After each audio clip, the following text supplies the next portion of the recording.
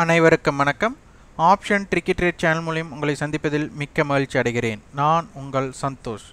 நான் செபியில் பதிவு பெற்ற பங்கு ஆலோசகர் கிடையாது. இது பயிற்சிக்கான வீடியோ. எந்த பரிந்துரையும் நாம் வழங்குவது இல்லை.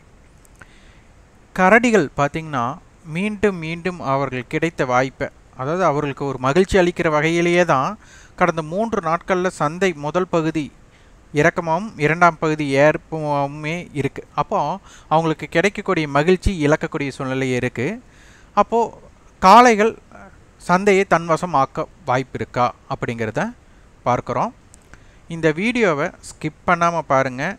நீங்கள் எதிர்பார்க்கிற கதை, திரைக்கதை, வசனம் அனைத்துமே எதுவும் இருக்காது.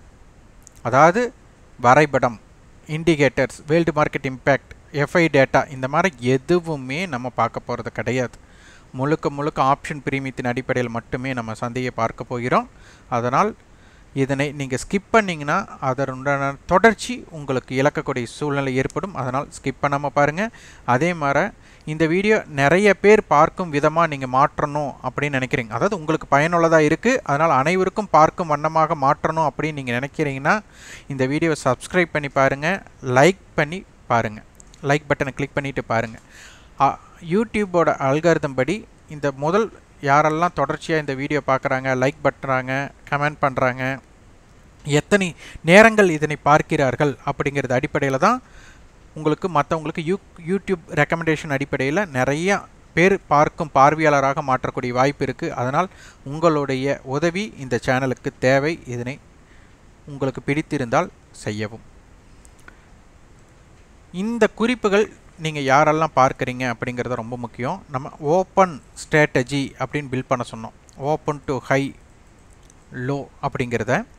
அப்போது இன்றைக்கி காலையில் பார்த்திங்கன்னா மார்க்கெட் வந்து ஓப்பனான புள்ளி டு ஹை 30 புள்ளி, ஓப்பன் 19,301, ஹை வந்து 19,330, அதாவது ஒரு 30 புள்ளிகள்.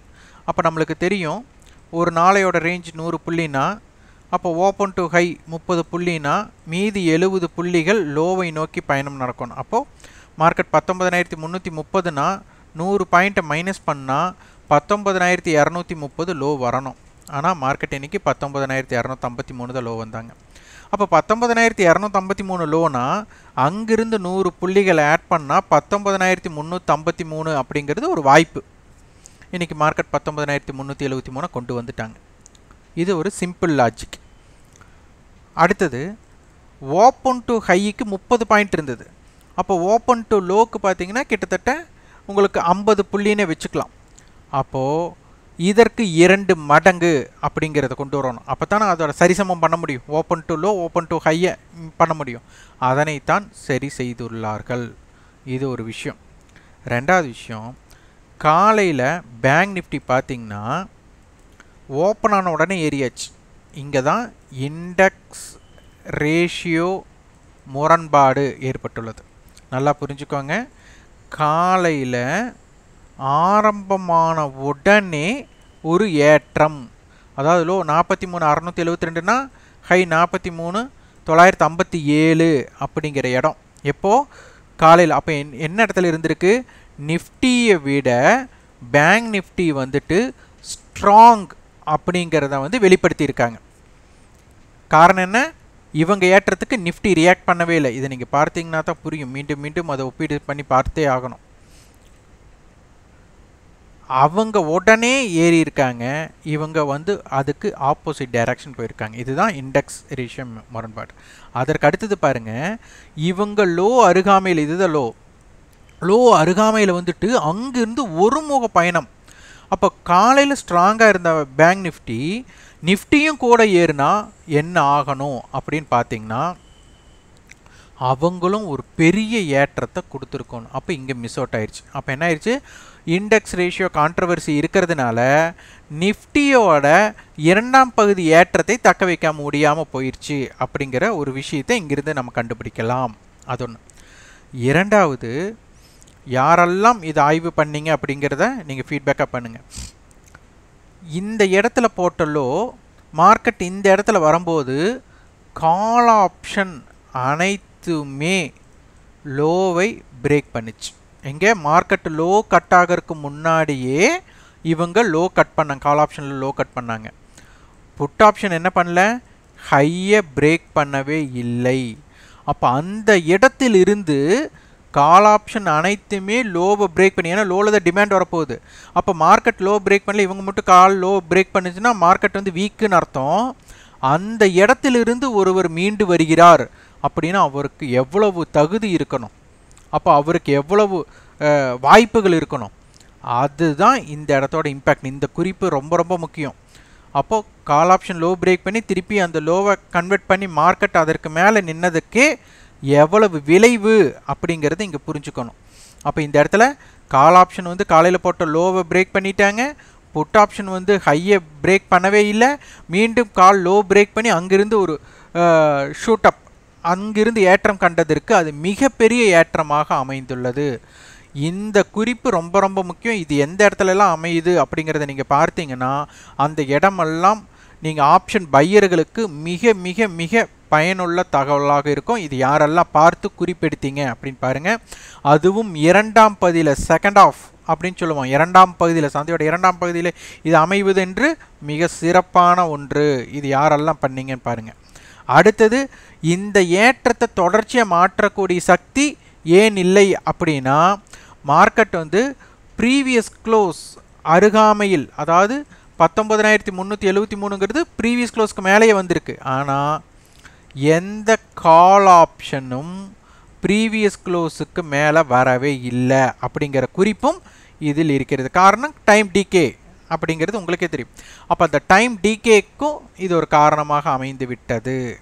அப்புறம் வாங்க, இது நிஃப்டியோட நிஃப்டி இந்த வாரத்தில் பண்ணின குறைந்தபட்ச லோ 19,257, இன்றைக்கி 19,253. அப்போ அதற்கு பிலோவில் சஸ்டெயின் ஆகலை. அடுத்தது ஓப்பன் அப்படிங்கிறது 19,301ங்கிறத குறைந்தபட்ச ஓப்பன்லேருந்து 50 புள்ளிகளுக்கு கீழே நிற்கலைன்னா அப்போ மார்க்கெட் ஒரு நாளோட ரேஞ்ச், ஒன் டே ரேஞ்ச் எங்கே இருக்கணும், எக்ஸ்பேண்ட் அப்சைடு தான் இருக்கணும். அப்போ அதனால தான் கொண்டு வந்துட்டாங்க.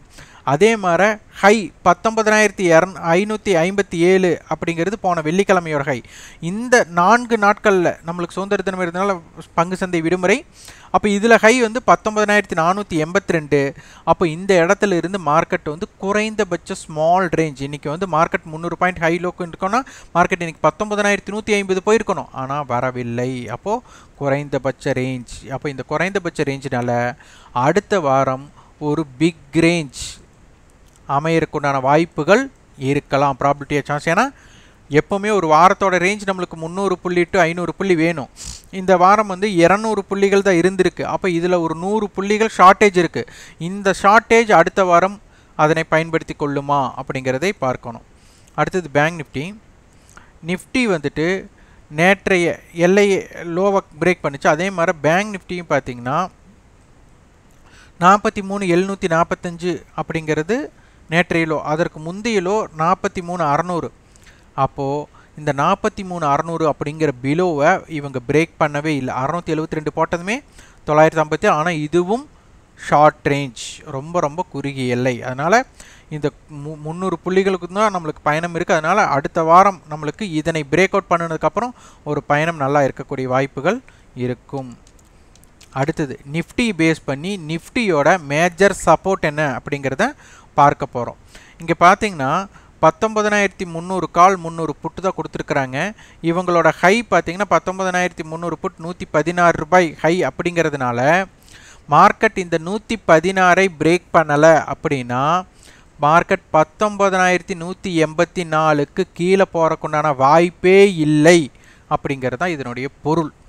இது நல்லா புரிஞ்சுக்கணும்.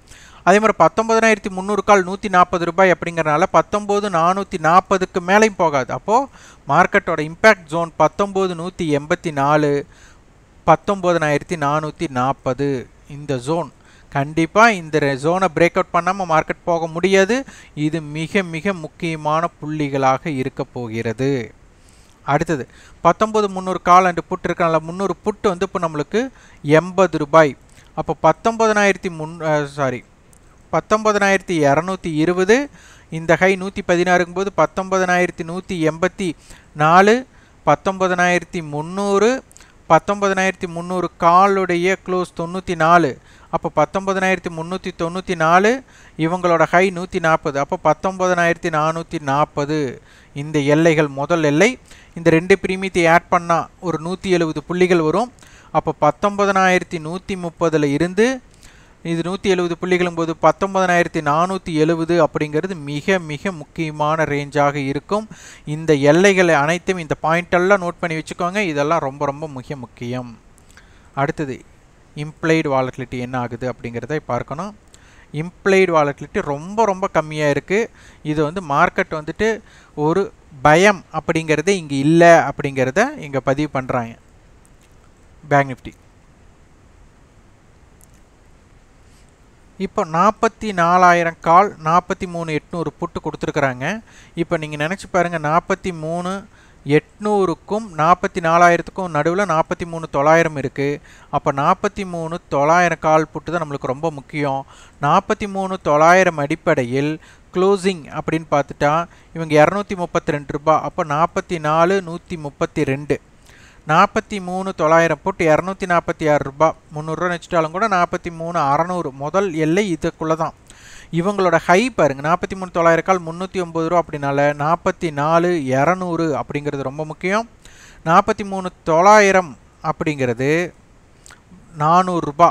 அப்போ 43500 இது ரொம்ப ரொம்ப மிக முக்கியமான ரேஞ்சாக இருக்கும். அப்போ 43500, 43600, 43900, 44132, 44200. ஏன்னா இது ரெண்டுமே சப்ளை ஜோனாக இருக்குது. அதனால் இந்த பாயிண்ட் அவுட் ரொம்ப ரொம்ப முக்கியம். அப்போ 43500 இருந்து 44300 வரை, 44200 வரை சந்தையோட தாக்கம் இருக்கக்கூடிய வாய்ப்புகள் உள்ளது அப்படிங்கிறதை இதனை புரிந்து கொள்ள. 43900 இதனுடைய கட்டுப்பாட்டு எல்லைனா 43500 44200. இதனை புரிந்து கொண்டு வியாபாரம் செய்ய முற்படுங்கள். இதற்கான கட்டண பயிற்சி நம்ம கொடுத்துட்ருக்குறோம். அது ஆகஸ்ட் 28ஆம் தேதி துவங்குகிறது. அதனை பற்றி தகவல் பெற 9842610908 அப்படிங்கிற வாட்ஸ்அப் நம்பருக்கு நீங்கள் தகவல் பெற்றுக்கொள்ளலாம், தொடர்பு கொண்டு தகவல் பெற்றுக்கொள்ளலாம். மிக முக்கியமாக நம்ம பை மற்றும் செல் அப்படிங்கிற பரிந்துரை இருக்காது. எந்த இடத்துல பை பண்ணலாம், எந்த இடத்துல செல் பண்ணலாங்கிறது இருக்காது. வரைபடம் அறவே இருக்காது, சார்ட்டுங்கிறது இருக்கவே இருக்காது. எங்களிடம் இணைந்தால் வெற்றி பெற்று விடலாம் அப்படிங்கிற எண்ணத்தில் பங்கேற்க வேண்டாம். எப்போதுமே உங்கள் முடிவெடுக்கும் திறன் அடிப்படையிலும் உங்களுடைய நிதானம், உங்களுடைய டிசிப்ளின் அப்படிங்கிறதுனால மட்டும்தான் வெற்றியை உண்டாக்க முடியுமே தவிர எங்களிடம் இணைவதால் கிடையாது. அதனால் உங்களுடைய முடிவெடுக்கும் திறன் அடிப்படையிலும் எங்களிடம் இணைந்தாலே வெற்றி பெற்று விடலாம் எண்ணத்தில் கலந்து கொள்ள வேண்டாம். இந்த வீடியோ உங்களுக்கு பயனுள்ளதாக இருந்தால் லைக் பண்ணுங்கள், ஷேர் பண்ணுங்கள், சப்ஸ்கிரைப் பண்ணுங்கள். கண்டிப்பாக உங்கள் ஃபீட்பேக்கை கமெண்ட் பாக்ஸில் பதிவு பண்ணுங்கள். நன்றி, வணக்கம்.